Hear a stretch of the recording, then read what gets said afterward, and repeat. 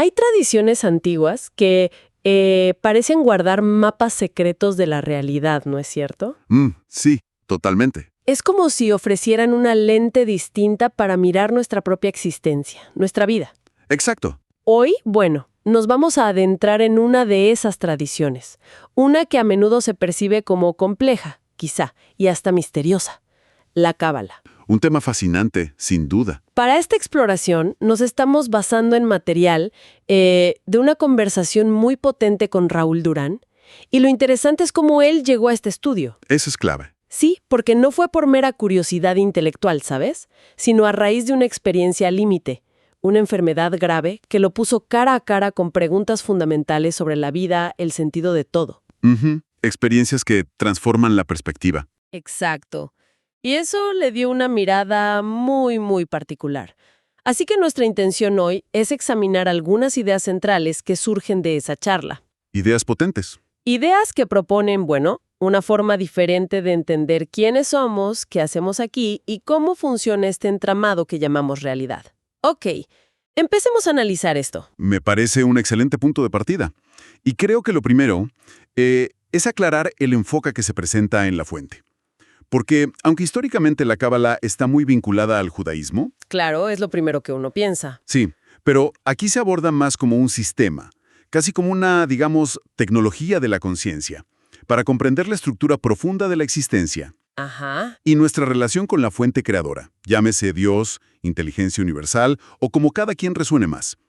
No se enfoca tanto como una afiliación religiosa obligatoria. Eso ya de por sí es un matiz importante, ¿no? Rompe un poco el esquema. Definitivamente. Y hablando de judaísmo, la fuente toca una interpretación fascinante de la palabra judío, o Yehudí en hebreo, que va más allá de la religión. ¿Puedes explicarnos un poco esa idea? Claro. La explicación que se ofrece es bastante reveladora y se basa en las letras hebreas mismas, en su simbolismo. A ver.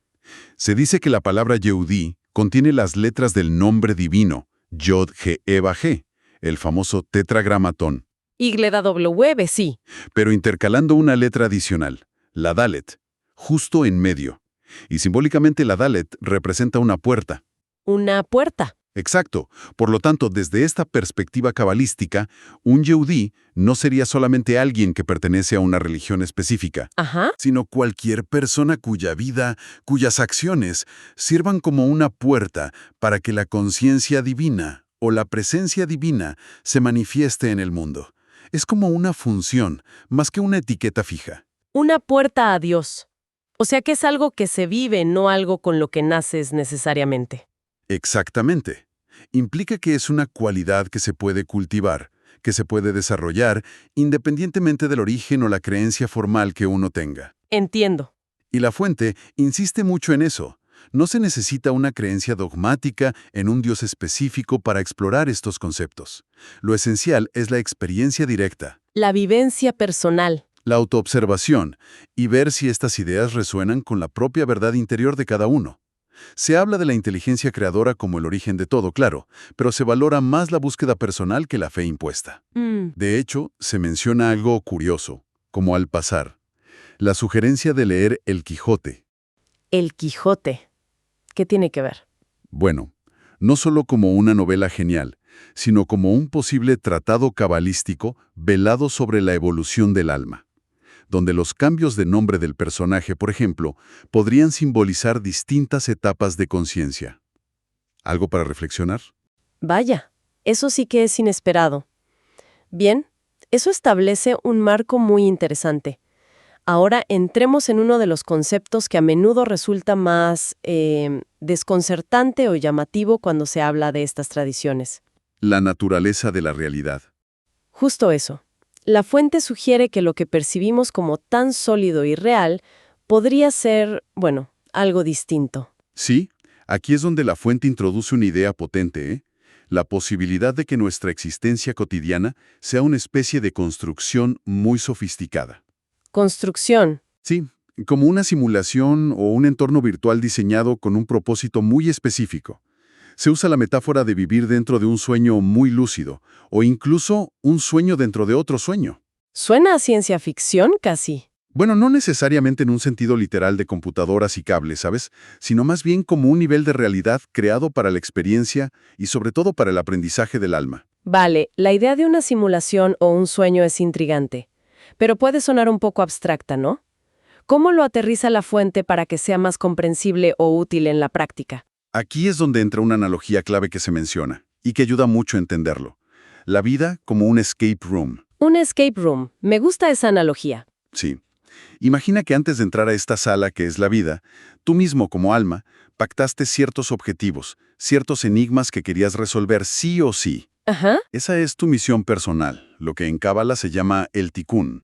Y el propósito del juego no es tanto escapar físicamente de la sala, ¿Sí, no? sino despertar dentro de la sala, recordar quién eres realmente un alma con una misión y aprender a manejar las reglas del juego desde una conciencia más elevada, dominarlo desde adentro. Entiendo. El tikkun sería entonces esa misión o ese plan del alma que traemos. Y la fuente menciona que en este escape room hay elementos fijos y otros más flexibles, ¿verdad? Exacto. Se habla de asignaturas troncales. Asignaturas troncales, ¿como en la escuela? Algo así. Serían esos eventos o aprendizajes clave, a veces difíciles, que son parte ineludible de nuestro plan de vida porque los necesitamos para crecer de una manera específica. Son como los puntos clave de la trama que el alma eligió experimentar sí o sí. Ok. Lo inevitable, digamos. Y luego están las asignaturas optativas. Ahí tenemos más margen para elegir caminos, experiencias o formas de aprender lecciones secundarias. Todo junto forma nuestro currículum álmico personal, por así decirlo. Muy gráfico. Esto lleva a una pregunta crucial, creo yo. Si tenemos una misión o tikkun, ¿cómo podemos identificarla? Porque a menudo la gente se siente perdida respecto a su propósito en la vida. ¿Ofrece la fuente alguna pista? Sí, y es una pista muy práctica aunque a veces suene contraintuitiva. A ver. Se sugiere que nuestra misión a menudo se revela en aquello que más nos confronta, eso que más nos molesta o nos desafía persistentemente en la vida. Lo que nos saca de quicio. Exacto. Esas fricciones, esos patrones recurrentes que nos sacan de nuestras casillas, suelen ser indicadores muy claros de dónde está nuestro trabajo de tikkun, de rectificación o aprendizaje pendiente. Interesante. Y enfrentar los miedos asociados a esos desafíos es fundamental. De hecho, se hace una breve referencia a la letanía contra el miedo de la novela Dune. El miedo mata la mente. Sí, la conozco. Justo, como ejemplo de esa necesidad de atravesar el miedo, no evitarlo. O sea que lo que más nos incomoda podría ser una brújula hacia nuestro propósito. Curioso. ¿Y por qué surge ese miedo tan a menudo al enfrentar estas áreas clave? Según la perspectiva ofrecida en la fuente, el miedo profundo generalmente surge cuando le otorgamos más poder y más realidad a las circunstancias externas. A lo de afuera. Sí, a las opiniones ajenas, a los posibles resultados negativos. Más poder que a nuestra propia esencia interna, a la fuerza y sabiduría de nuestra alma. Es como un olvido temporal de quiénes somos en realidad, un desenfoque. Entendido. Vale. Si estamos en este juego, o escape room, con una misión, Kishuakun, que a menudo se revela en nuestros desafíos, ¿qué herramientas nos ofrece la Cábala, según la fuente, para navegarlo mejor y cumplir esa misión? Bueno, la fuente destaca dos caminos principales, dos vías para el crecimiento y la comprensión dentro de este marco. Dos caminos. El primero es el estudio. Pero ojo, no se refiere solo a leer libros académicamente. Entonces, Es un esfuerzo consciente por entender los mecanismos profundos de la realidad, las reglas del juego, digamos. A través de la reflexión, la meditación y sí, también el análisis de textos que contienen esta sabiduría. ¿como cuáles, por ejemplo? Se mencionan textos clave como la Torá, el texto central del judaísmo, o el Zohar, que es una obra cumbre del misticismo cabalístico y explora la naturaleza oculta del universo. Es buscar entender cómo funciona todo. Entendido el estudio como vía de comprensión activa, de buscar las claves. ¿Y cuál es la segunda vía? La segunda vía que se menciona es el sufrimiento. Uf, esa suena más dura. Sí, pero se presenta no como un castigo, sino como el camino que a menudo transitan quienes no eligen activamente la vía del estudio y la comprensión.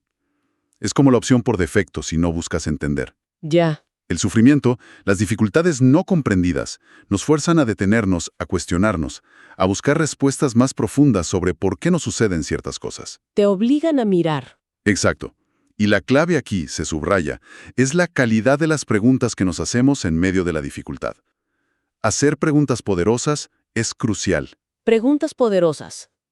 ¿Cómo cuáles? Por ejemplo, preguntarse, ¿qué necesito aprender de esto? En lugar de quedarse en el ¿por qué a mí? Esa diferencia en la pregunta es lo que realmente impulsa la evolución de la conciencia. Cambia el enfoque totalmente. Profundicemos un poco más en el concepto de tikkun. Mencionaste que es la misión o rectificación del alma. ¿Cómo se conecta esto con ideas que quizás son más conocidas como el karma o las vidas pasadas? La conexión que establece la fuente es bastante directa, ¿sí? El tikkun se ve como el proceso de aprendizaje y equilibrio que un alma necesita completar a lo largo de varias existencias. Varias vidas. Exacto. Las vidas pasadas serían como partidas anteriores de este gran juego de aprendizaje del alma. Y los desafíos, los patrones difíciles o incluso los traumas que enfrentamos en esta vida Ajá. para comprender y resolver asuntos que quedaron inconclusos. Son necesarios para que el alma integre ciertas lecciones clave. ¿Podrías dar un ejemplo concreto de cómo funcionaría eso según esta visión, para que se entienda mejor? Claro. Por ejemplo, se sugiere que un alma que en una vida pasada ejerció poder de forma abusiva Sí. podría elegir en un nivel profundo experimentar en otra vida una situación de vulnerabilidad o incluso de abuso. Vaya. Pero ojo, la idea no es un castigo de ojo por ojo. Es más bien para comprender empáticamente, desde la propia experiencia, el impacto de ciertas acciones, y así poder rectificar ese patrón energético en su interior. El objetivo final es siempre la comprensión y la integración, la reparación del alma. Por eso se llama tikkun, rectificación. Entiendo. La comprensión profunda a través de la experiencia. Y esto no solo afecta al individuo aislado, ¿verdad? La fuente también menciona una dimensión familiar o ancestral en todo esto. Exacto. Eso es muy importante. Se toca la idea, que además resuena mucho con enfoques más modernos como las constelaciones familiares o incluso la epigenética. Cierto. La idea de que las almas a menudo tienden a reencarnar dentro del mismo linaje familiar. ¿Y por qué harían eso? Bueno, el propósito, según esta visión, sería sanar patrones, secretos familiares o traumas que se transmiten de generación en generación. Como si hubiera tareas de tikkun que son colectivas, del grupo álmico familiar. O sea que cargamos con cosas de la familia. De alguna manera sí, y cada miembro, al sanar su propia parte, al hacer su propio tikkun, contribuye a la sanación del sistema familiar entero. Es un trabajo conjunto, aunque no seamos conscientes de ello. Fascinante y complejo a la vez. Y dentro de estas herramientas o códigos de la realidad que mencionas, se habla de algo llamado gematría. Suena técnico. ¿Qué es y por qué es relevante aquí? La gematría es un aspecto profundo y, a veces malentendido de la cábala. No es simplemente asignar números a letras por diversión o para adivinar el futuro. ¿No es como una numerología avanzada? Va mucho más allá. La idea que presenta la fuente es que las letras hebreas, las 22 letras del alefato hebreo, no son solo símbolos para escribir palabras. ¿Qué son entonces? Son consideradas las unidades fundamentales de energía y conciencia con las que se construyó la realidad misma. Cada letra tendría una vibración específica, un significado profundo y un poder creativo intrínseco. Códigos de construcción de la realidad. Eso es. Una afirmación muy potente. ¿Hay alguna conexión más tangible que se mencione? ¿Algo que lo haga menos abstracto? Sí, la fuente señala una correlación que, al menos invita a la reflexión profunda. ¿Cuál? La correlación entre las 22 letras del alfabeto hebreo y los 22 pares de cromosomas autosómicos en el ADN humano. ¡Wow! ¿En serio? Se presenta como una posible pista, una resonancia, digamos, de una conexión profunda entre el lenguaje sagrado, visto como la matriz de la conciencia, y nuestra propia biología humana, la materia. Es como si nuestro ADN contuviera de alguna manera el lenguaje con el que fuimos escritos. Exactamente. Esa es la idea que se sugiere. Apunta a una relación muy íntima entre conciencia, información y materia. Algo sobre lo que meditar. Sin duda da mucho que pensar. Ahora, esto nos lleva inevitablemente a una de las cuestiones más difíciles en cualquier sistema de pensamiento: la existencia del bien y del mal. ¿Cómo aborda la cábala, según la fuente, esta dualidad que vemos por todos lados? Bueno, reconoce plenamente la coexistencia de fuerzas opuestas, por supuesto. A veces se simbolizan con el árbol de la vida, que representa la estructura divina y armoniosa de la creación. La armonía, sí. Y el árbol de la muerte, que representaría las fuerzas del desequilibrio, la fragmentación o la antiestructura. Sin embargo, ofrece una perspectiva muy interesante sobre la figura del Satán o el adversario. Que siempre se imagina como el diablo, ¿no? Claro, pero aquí no se presenta tanto como un ser con cuernos y tridentes, ¿sabes? Sino más bien como una fuerza cósmica o un principio cuya función es probar, desafiar y tentar al alma humana. Una fuerza que nos prueba, como un entrenador personal muy exigente. Algo así, exacto. Se le describe casi como un entrenador personal cósmico. Su labor, aunque nos parezca negativa o dolorosa, se considera necesaria para fortalecer al alma y revelar sus debilidades, sus puntos ciegos. Entiendo. Y lo intrigante es que esta fuerza adversaria, según se explica, no siempre opera desde lo obviamente malo o destructivo. ¿Ah, no? A veces tienta disfrazada de bien, apelando a nuestro ego espiritual, a nuestras buenas intenciones pero mal enfocadas, o a nuestro deseo de poder para hacer el bien. Eso la hace mucho más sutil y difícil de discernir. Claro, la tentación disfrazada. Entiendo. Ahora, la fuente menciona un concepto bastante oscuro y la verdad perturbador relacionado con esto. Carnaval, interpretado como carne para Baal. Suena bastante siniestro. ¿Qué representa eso? Sí, es un punto denso y ciertamente perturbador. Se presenta como la expresión más extrema de estas fuerzas involutivas o negativas.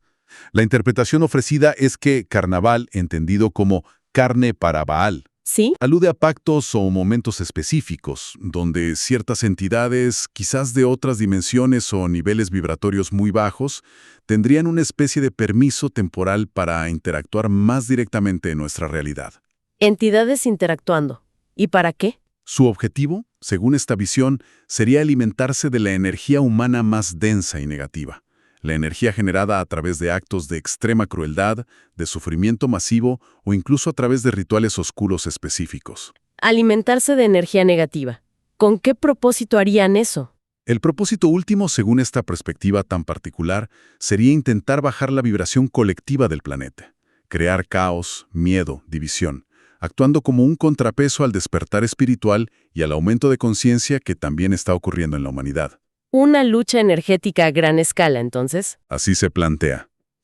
Es una perspectiva sombría, ciertamente, que no hay que tomar a la ligera, pero tampoco quedarse paralizado por ella. Claro, es un concepto fuerte. Frente a esto que puede sonar abrumador, ¿cuál es la recomendación o el enfoque que propone la fuente para el individuo? ¿Nos quedamos asustados o qué hacemos? Todo lo contrario. Aunque se reconoce la existencia de estas fuerzas o desafíos tan grandes, el énfasis principal recae siempre en la responsabilidad individual. En lo que sí podemos hacer. Exacto. La misión personal no es obsesionarse con combatir la oscuridad externa directamente, porque eso puede ser desgastante y hasta contraproducente, Entonces, sino enfocarse diligentemente en elevar la propia vibración interna. Se trata de fortalecer nuestra propia luz, nuestra propia conexión con la fuente. elevar la vibración suena bien, pero es algo abstracto a veces. ¿Cómo se hace eso en términos prácticos según esta perspectiva cabalística? La fuente lo conecta con acciones y estados muy concretos. Primero, cultivar la conciencia momento a momento, estar presentes. Mindfulness, diríamos hoy. Algo así, pero con una intención profunda. Luego, elegir activamente la compasión sobre el juicio, la generosidad sobre el egoísmo, buscar el entendimiento en lugar de la reacción ciega y automática. Decisiones conscientes. Y también se menciona algo importante, la gestión responsable de nuestra propia energía vital. Nuestra energía. ¿Cómo?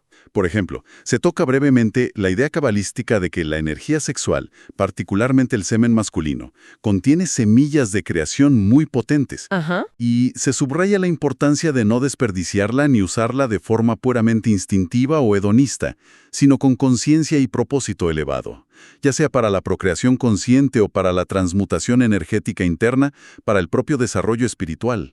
O sea, ser dueños de nuestra energía. En esencia, sí. Se trata de ser dueños responsables de nuestra energía, nuestras acciones y nuestras reacciones. Ahí reside nuestro poder real. Entonces el poder reside en nuestro propio trabajo interior y en cómo manejamos nuestra energía y nuestras elecciones cotidianas. Esto conecta con otra gran pregunta existencial. ¿Somos marionetas del destino o tenemos libre albedrío? ¿Qué dice la Cábala al respecto según la fuente? Porque parece que hay un plan, tikkun, pero también hablamos de elecciones. Es una pregunta clásica. Y la perspectiva presentada aquí es que no es una elección entre uno u otro, destino o libre albedrío, ¿Sino ambos? sino una combinación de ambos que interactúan constantemente. Existe un destino o masal, como se le llama a veces. Masal. Sí, un concepto que incluye la influencia astral del momento y lugar de nacimiento, esa carta natal que describe ciertas tendencias y potenciales. La astrología cabalística. Exacto. Y también incluye el plan álmico general, ese tikkun con sus asignaturas troncales que, en teoría, elegimos antes de encarnar. Ese sería el mapa general o el guión base de nuestra vida. Las grandes libias. Entiendo. Hay un guión base, unas tendencias marcadas. Pero entonces, ¿dónde entra nuestra libertad? ¿Qué podemos elegir realmente? Aquí está el punto crucial, donde reside nuestro verdadero poder. Nuestro libre albedrío se manifiesta fundamentalmente en cómo reaccionamos emocional y conscientemente a los eventos que ese guión nos presenta. En la respuesta, no en el evento. Exactamente. Tenemos la libertad de elegir nuestra actitud, nuestra respuesta interna, nuestra interpretación de lo que sucede. Podemos vivir las pruebas desde el papel de víctima y el sufrimiento reactivo, o podemos elegir vivirlas desde la postura del aprendiz, buscando la sabiduría que contienen. Esa elección interna es nuestro poder soberano e inalienable. Así que no podemos cambiar siempre las cartas que nos tocan en la vida, pero sí podemos decidir cómo las jugamos. Esa es una excelente manera de resumirlo. Y la cábala entonces, según esta visión, no busca eliminar mágicamente los desafíos de la vida. Sería irrealista. Claro. De hecho, se menciona que la propia palabra cábala podría relacionarse con la raíz hebrea kal, que significa ligero o fácil. Ligero. A pesar de todo esto, Sí, el objetivo no es evitar las pruebas que son parte del crecimiento. Es hacer la experiencia de vida más ligera, menos pesada, al darnos las herramientas de comprensión para transitarlas con mayor sabiduría, con más conciencia y aceptación. entender para sufrir menos, digamos. ¿Algo así? Se trata de aprender a dar órdenes a nuestras propias reacciones emocionales y mentales, y en un nivel más profundo, incluso aprender a gestionar o dar órdenes a las influencias astrales en lugar de ser simplemente arrastrados por ellas como marionetas. Tomar el timón interior. Exactamente. Bien, creo que hemos cubierto bastante terreno, muchas ideas profundas. Si tuviéramos que resumir la visión que nos ofrece esta exploración de la Cábala, basada en la conversación con Raúl Durán, ¿cuál dirías que es el mensaje central que nos llevamos? Creo que el mensaje central es que la vida, vista a través de esta lente cabalística, no es una serie de eventos caóticos o sin sentido alguno. Que no estamos a la deriva. Exacto. Es un viaje intencionado, un programa de aprendizaje cuidadosamente diseñado, aunque a veces parezca una escape room muy compleja, para la evolución, la rectificación, el tikkun y el crecimiento de nuestra alma. Ajá. Y todo esto ocurre dentro de una realidad que es mucho más profunda, más codificada y potencialmente más virtual o maleable de lo que solemos percibir en nuestro día a día. Un viaje intencionado del alma. Y las claves para navegarlo serían entonces fundamentalmente internas, ¿no? Precisamente. Las herramientas fundamentales que se destacan son la autoobservación constante, ser testigos imparciales de nuestros pensamientos y emociones sin identificarnos ciegamente con ellos. El observador interior. Exacto. Luego, asumir la responsabilidad personal por nuestras reacciones, reconociendo nuestro libre albedrío en la respuesta, como decíamos. Y tercero, buscar incansablemente una comprensión más profunda. El por qué y el para qué. Sí, ya sea a través del estudio, de la reflexión profunda sobre las propias experiencias, especialmente las difíciles, que son las grandes maestras, o conectando con nuestra intuición, nuestra sabiduría interior.